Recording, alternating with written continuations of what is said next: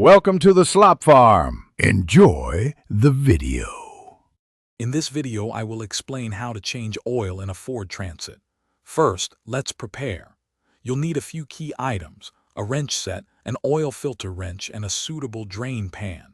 Make sure you have the correct engine oil, typically between 6 and 12 quarts, and a new oil filter. Always park your van on a level surface and set the parking brake. It's also wise to let the engine cool for about 15 minutes.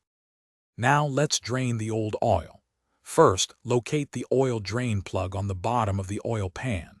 Place a drain pan, ideally one that holds at least 12 quarts, directly under the plug. Using a 15mm socket, carefully loosen and remove the drain plug. Be ready for the oil to flow out. Let it drain completely until it's just a slow drip, which might take several minutes. With the old oil draining, it's time to replace the oil filter.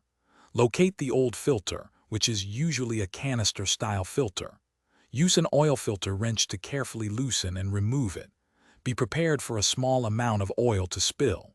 Before installing the new filter, apply a thin film of fresh oil to its rubber gasket. Then, hand tighten the new filter until snug, followed by an additional 1/4 turn with the wrench. Finally, let's add the fresh oil. First, securely reinstall the oil drain plug, tightening it to about 19 foot-pounds. Next, locate the oil fill cap on your engine and remove it. Using a funnel, carefully pour in the recommended amount of new engine oil, which could be 6 or 12 quarts depending on your model. Replace the cap, start the engine for a minute, then shut it off. After about 15 minutes, check the dipstick and inspect for any leaks. Thanks for watching. Consider subscribing if we helped you today.